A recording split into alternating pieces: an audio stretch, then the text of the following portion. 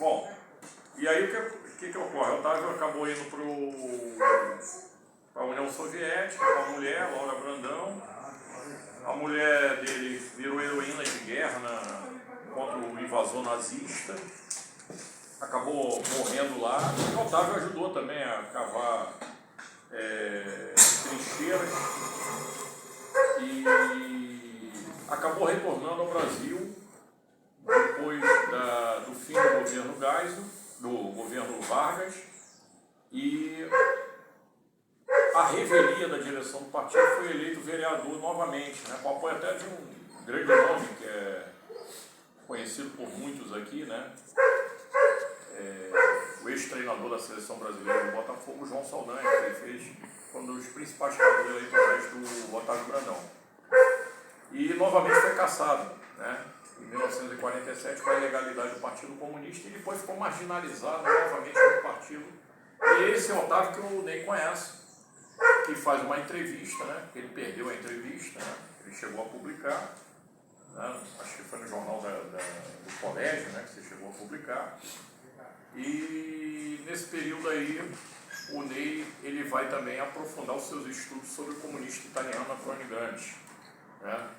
Então, nesse momento todo, né, de passagem do movimento estudantil, movimento secundarista, ao movimento sindical que estava em ascensão, né, com a entrada da classe trabalhadora depois de muito tempo, né, retomou as greves, né, a partir do ABC e a partir de outros lugares. O Ney arrumou emprego na Light, da Rua Itaperu, no CPD da Light da Rua Itaperu.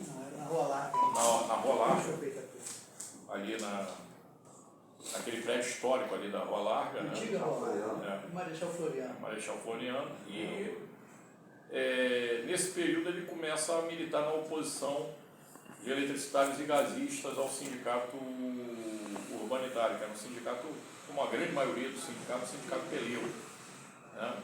Ele passa a militar nesse período ali na oposição e se firma como uma das lideranças da oposição, né? Eu conheci o Ney um pouco depois disso, acho que foi outubro ou novembro de 1983, agora vai fazer 40 anos, né?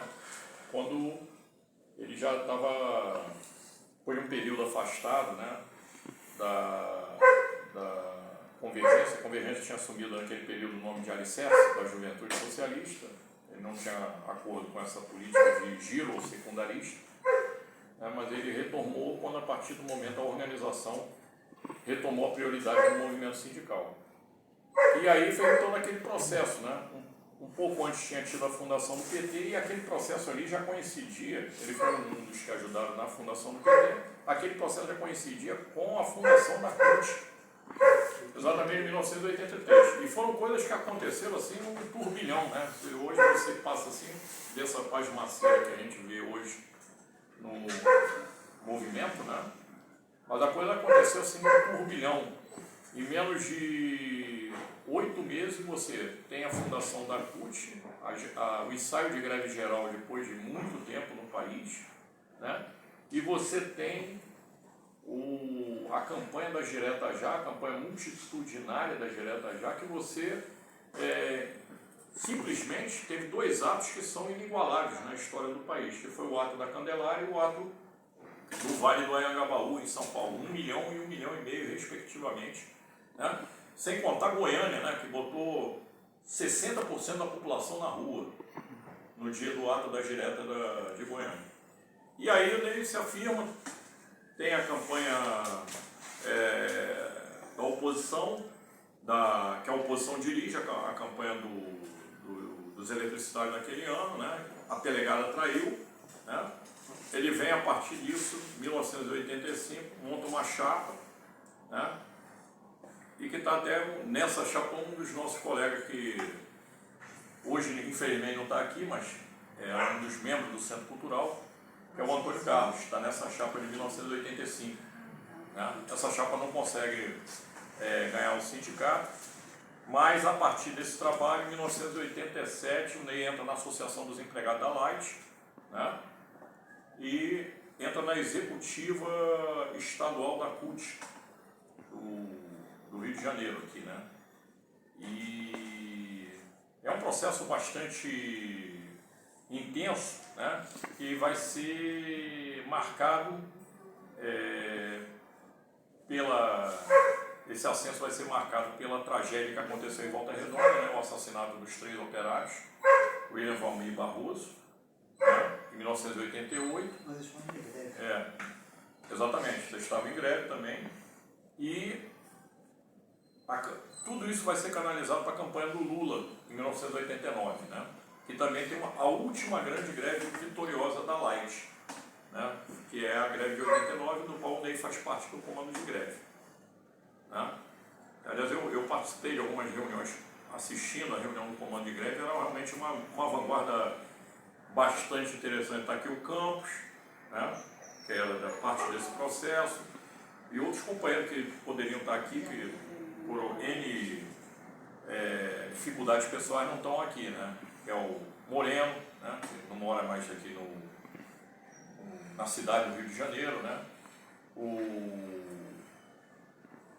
Lúcio, o Almir e outros companheiros que não eram da Convergência, que tinham bastante importância, que era o Ferrinho, né? O companheiro do PCdoB, o Peitinho de Pombo, né? Vários companheiros dessa vanguarda, né? Valdemar, né? Vários companheiros dessa vanguarda que dirigiram uma greve bastante radicalizada da Light. A partir de 90, o Ney sai da Light, ele vai trabalhar como autônomo, ele sai da Light e retoma a militância em 1992, aqui, né, trabalhando diretamente com o companheiro comigo, né, que era uma assessoria que ele prestava daqui do Rio de Janeiro aos 2 deputados federais da Convergência Socialista, que era o Ernesto Gradella e o Ciro Garcia, né? Ele faz uma assessoria e um dos projetos mais importantes que era retirar a Light da lista de empresas a serem privatizadas, que até consegue no primeiro momento, consegue retirar a Light. Só que, né, depois o Ney passa a comandar o gabinete do vereador Guilherme Heller, também na Convergência, né? A Convergência tinha sido expulsa do PT em 1992 por ter defendido a campanha do Fora Collor, né? O Ney passa a comandar o gabinete do vereador Guilherme Heller. Está aqui o JR, que era dessa época aí, né? Que era funcionário do gabinete do Guilherme, e fica no gabinete até mais ou menos o final do mandato, que é 1996. Bom, a partir daí vem todo o processo que o pessoal convencionou como neoliberalismo, né? Essa coisa já é de antes, né? Mas é marcado diretamente no governo Fernando Henrique, né? O Collor tentou, depois veio Itamar, mas o Fernando Henrique... E aí existe a privatização da Light. É justamente na privatização da Light que o grupo que o Ney fazia parte ganha a associação. Mas ele já estava fora, ganha em 1996 a Associação dos Empregados da Light, né? Gilberto, Moreno, né? Lúcio e outros companheiros, JR era funcionário, o Campos, né? Que ganha ali, mas já pega a empresa sendo desmontada. É justamente onde existe o processo de desmonte da empresa, demissões de trabalhadores, demissão da vanguarda, demissão e a venda para a estatal francesa, a EDF, né? Todo esse lance, e acontece ali um debate muito forte no interior do PSTU, né? Que era sobre a situação em que você vivia naquele período, né? Um debate bastante atual até hoje, né? Qual era o momento histórico que você estava vivendo, e o Ney se aproxima da posição mais cautelosa dos companheiros do Partido Argentino e acaba entrando para o Comitê Central do PSTU em 1997, mas logo rompe quando se separa o Partido Argentino da organização internacional do qual o PSTU fazia parte. E aí nesse período aí eu fiquei sem contato, até que em 2000 a gente se encontrou no ato e ele falou da ideia dele a gente se juntou num coletivo que saiu do PSTU, chamado Movimento de Luta Socialista, que o André fez parte, o Leandro fez parte, né? E ele veio com a ideia dele que aí a gente vai chegar no Centro Cultural. Depois de eu dar essa volta toda, vamos chegar no Centro Cultural. Que ele fala que é a ideia de montar um cineclube operário num sindicato, que é o Sindicato dos Borracheiros, ali na rua Ponte Agrolongo 748, né? Ali na Penha, onde ficava o nosso companheiro Silvestre. Olha, eu acho que foi sua, mas tudo bem, isso é uma polêmica aqui. Tá? E aí passamos a exibir filmes colando com o processo cultural que existia na Vila da Penha, né? Que é importante entender que tinha um processo cultural na Vila da Penha, né? E infelizmente abortado pelas coisas que acontecem na vida, né? Mas nós tínhamos ali um bar que era o Papo de Esquina, onde acontecia muitas coisas, a rádio comunitária Bicuda FM 99,3 no Daio, né? O Hernani é um dos fundadores da rádio, que está aqui, né? Nós tínhamos ali a Casa do Chico, que foi um ex-companheiro da Convergência, que é onde se realizou muita coisa ali. Nós tivemos ali a presença do Vital Farias, quando ele ainda era de esquerda, né? Nós tivemos ali a presença do Márcio Borges, poeta do Clube da Esquina, eventos com essas pessoas, né? E tudo feito no coração, né? Nada Geraldo do Norte, né? Geraldo do Norte e o Luiz Carlos da Vila, que era um cara que se aproximou, morava ali perto, né? Na Travessa da Amizade, e se aproximou. E tinha outras coisas também na pé. Zequete também no bar. E nós tivemos ali, na antiga fábrica do Curtume Carioca, uma iniciativa que infelizmente não deu certo com o Antônio Carlos, né? Que ele fez, que foi...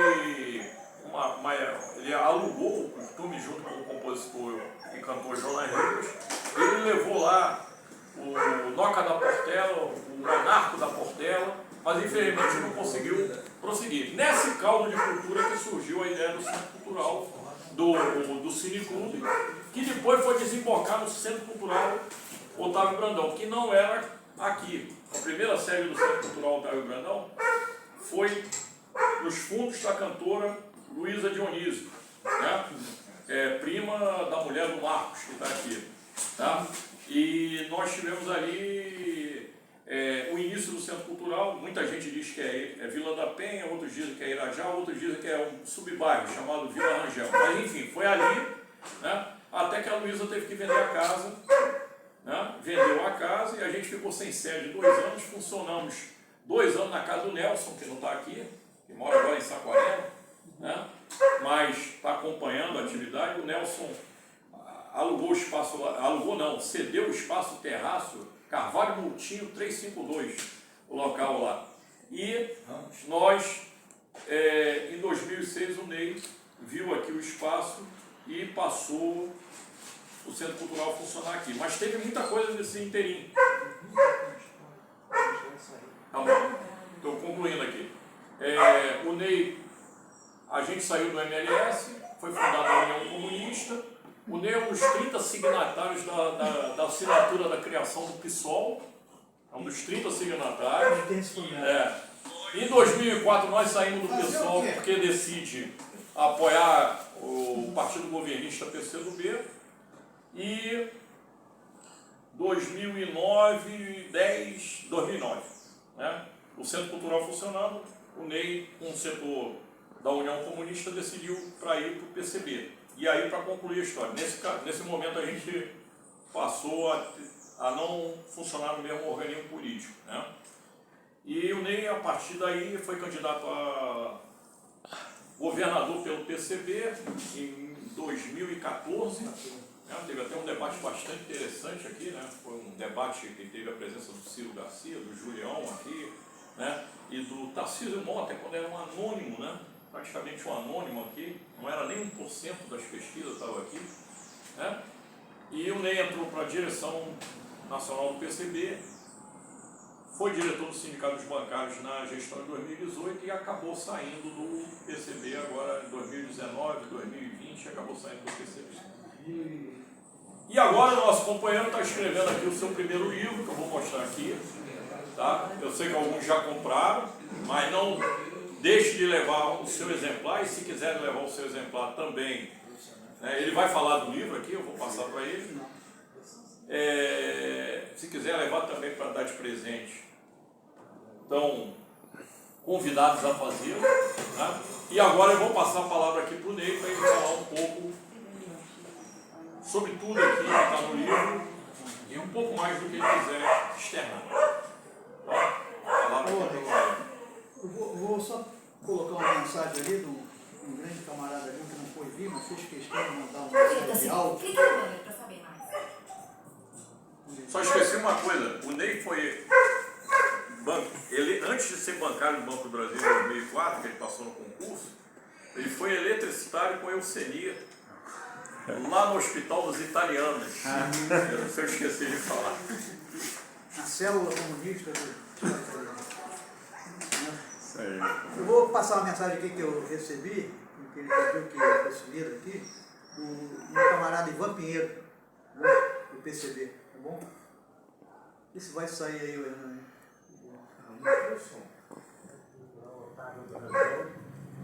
Que prestigiarão o lançamento Guerra de Classes, do nosso querido camarada Ney Nunes. Eu gostaria muito de estar, eu gostaria muito de ter esse livro. Não necessariamente para lê-lo, só se fosse para relê-lo. Eu tenho certeza que todos esses textos que são essa coletânea de leitores, eu já os li, porque eu acompanho esse revolucionário há muito tempo. E o Ney teve uma capacidade de expressar suas opiniões muito grande. Né? Ele não é um acadêmico, né? E não precisa ser um acadêmico. Ele escreve a nossa língua, né? Com contundência, né? Com caminhos revolucionários para nós. Né? Ney foi universitário e depois bancário, como eu. Né? E eu tive o orgulho de partilhar com ele algumas militâncias. E espero que no futuro continuemos a dar nossa pequena contribuição para a Revolução Brasileira. Portanto, eu deixo aqui o meu abraço. Infelizmente eu não posso comparecer no evento, mas fica o meu abraço fraterno e muito revolucionário e especial, não só por ler a todos vocês, por esse livro. É um livro que todo revolucionário quer ter em suas prateleiras. Tá bom, camarada? Um grande abraço, sucesso no evento.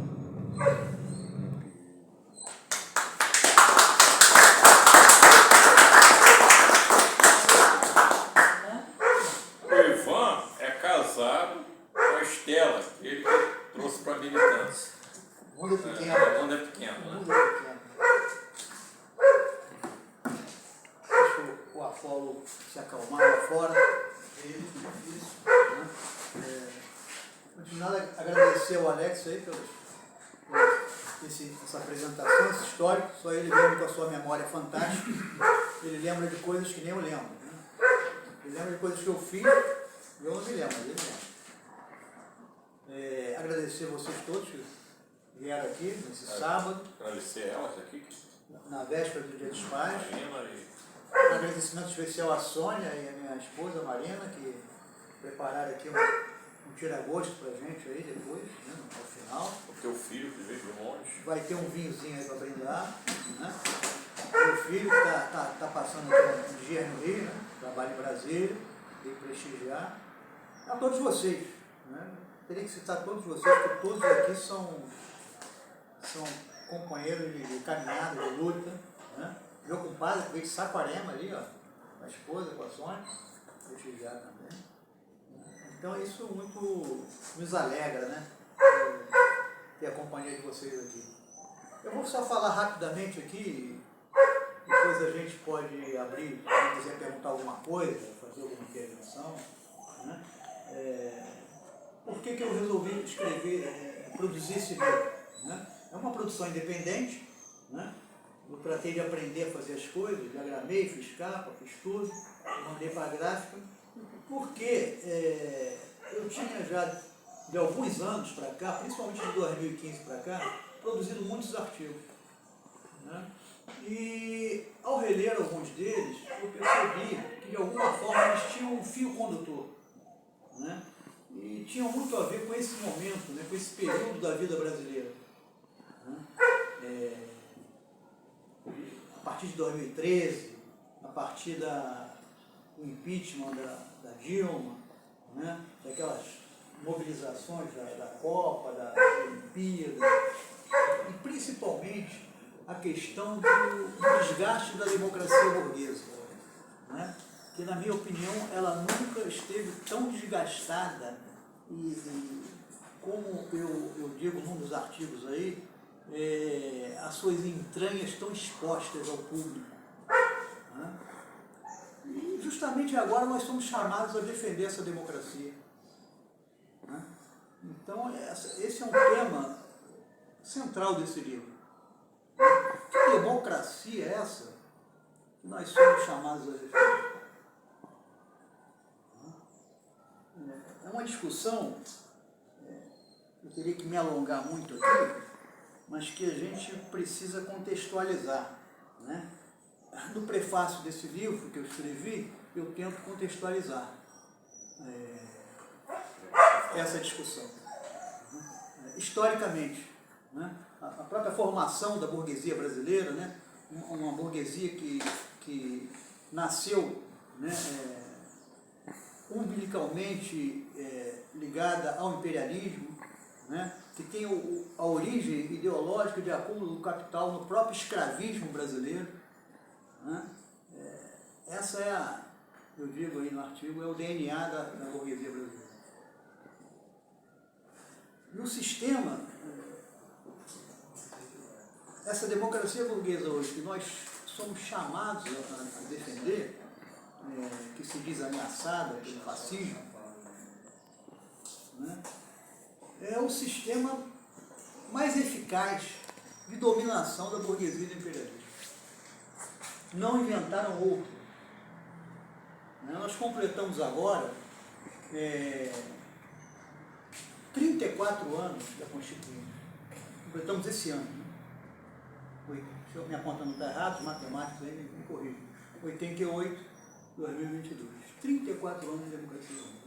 A ditadura militar, que foi longa no Brasil, durou 21 anos.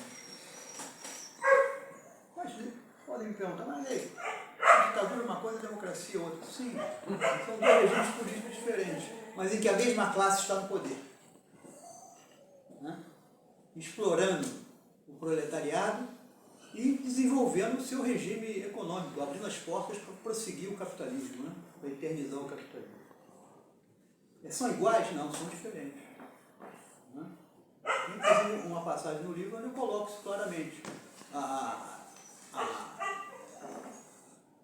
derrota da ditadura, né? Campanhas diretas que o Alex citou aqui, com grandes mobilizações, ela foi progressiva.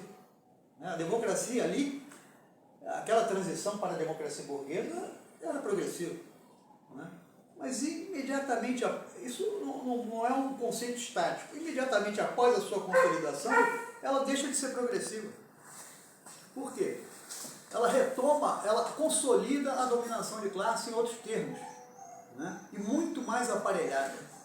Né? E ela consegue fazer uma coisa que a ditadura não consegue. A ditadura é só coerção. Né? Só coerção. A democracia burguesa, ela combina coerção com consenso. Né? E ela faz uma cooptação, a principal arma é a cooptação das próprias camadas dirigentes e lideranças da classe operária, dos setores populares. Né? Ela consegue fazer essa cooptação. Né? Por isso esse regime é tão robusto. Né? É uma contradição, né, que não sou eu que tenho que explicar, para quem defende essas posições, sair em defesa desse regime hoje. Né? Porque o fascismo que está no governo, ele não é um ponto fora da curva hoje. Engana-se quem acha que o Bolsonaro e seus asséculos, sua corja reacionária, é um ponto fora da curva. O capitalismo, ele é cada vez mais isso, cada vez mais violento, né? E cada vez necessitamos explorar mais o conjunto da classe trabalhadora. Cada vez com menos concessões. Né? A própria democracia burguesa, se a gente for analisar, ela vem tomando medidas antidemocráticas. Né? Se você comparar, hoje os partidos ditos à esquerda, né? Estou falando da esquerda que está no parlamento, os partidos que não têm representação parlamentar, estão excluídos de qualquer debate. Né? Eu me lembro que em 82, ainda antes da Constituinte de 88, né, o Brizola tinha 1% nas pesquisas, ou 2 ou 3, e foi para os debates. E triturou os outros adversários. E lá para cá, de 88 para cá, eles foram estabelecendo mecanismos de controle em que os grandes partidos da ordem monopolizam o Congresso, monopolizam a prefeitura, a Assembleia Legislativa. Né? Por quê? Os recursos financeiros, um exército de asséculos pagos com dinheiro público. Né? Agora a gente viu aí esse escândalo do CEPERJ aqui no Rio, mas isso é uma prática comum, né? Porque o negócio com esse governador aí foi escandaloso.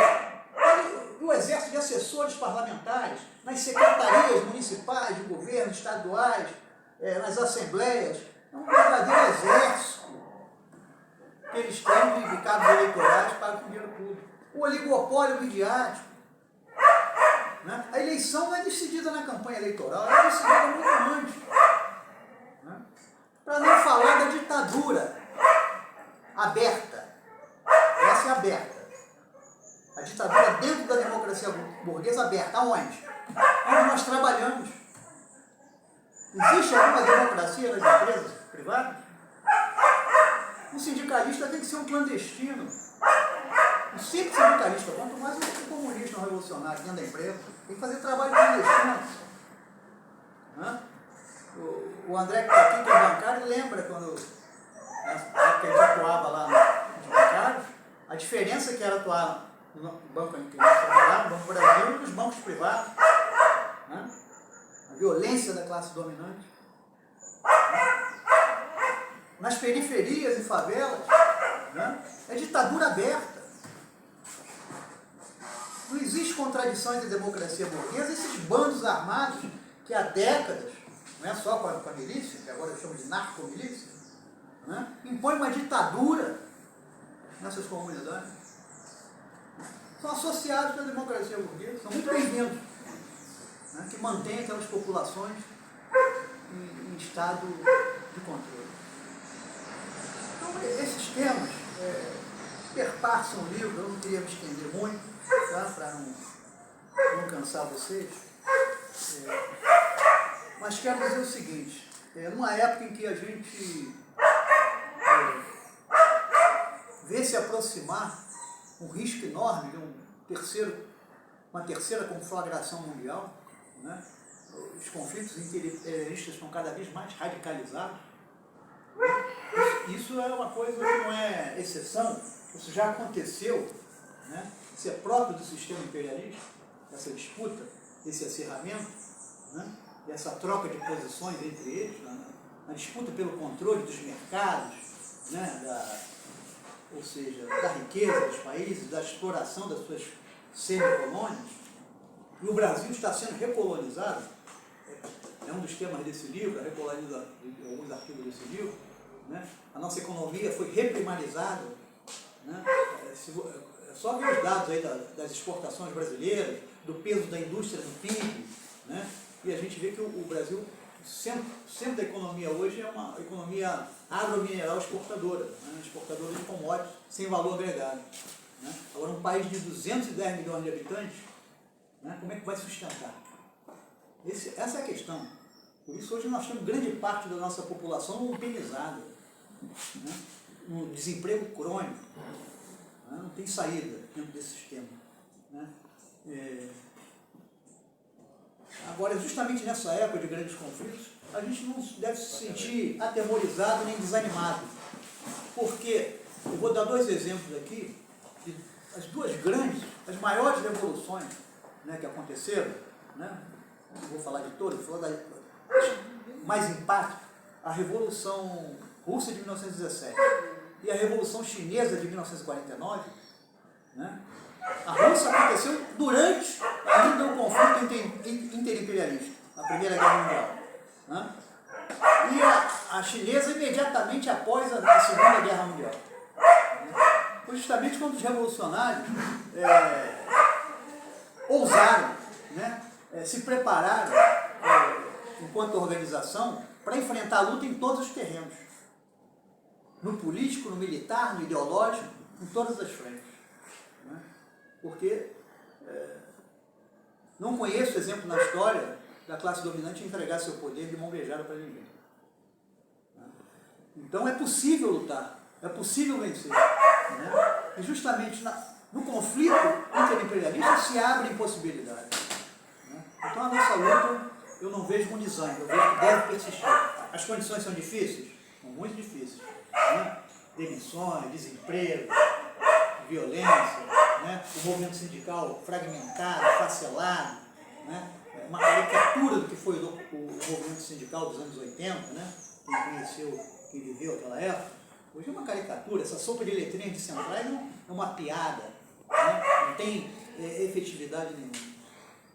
Eu acho que a resposta a tudo isso, né, é ter inserção no movimento operário popular, né, para ajudar na retomada da consciência de classe. Né, é reconstruir o seu partido de vanguarda.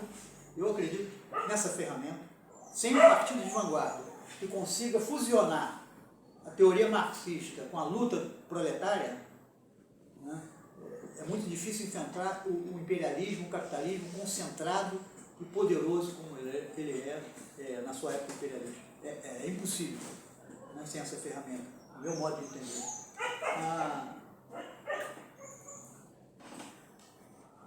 E é possível reconstruir essa ferramenta, mesmo nas piores condições.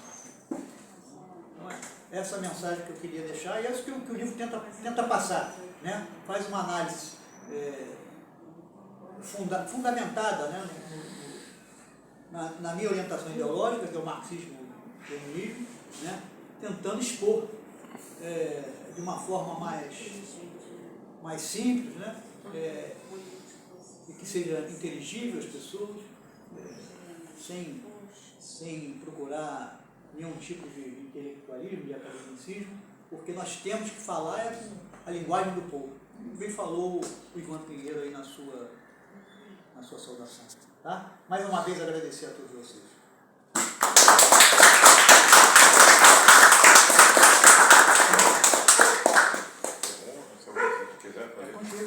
Pessoal, está aberto aqui para quem quiser fazer alguma pergunta, alguma falação. Eu como filho, vou usar a prerrogativa para fazer a primeira pergunta. Então, deixa só que ele está com horário, só um minutinho, André. Não, a gente espera. Só um minutinho. Valeu, companheiro. Parabéns. Foi lindo ver você falar. Gente, André, Tchau, querido. gente, obrigado aí por tudo aí.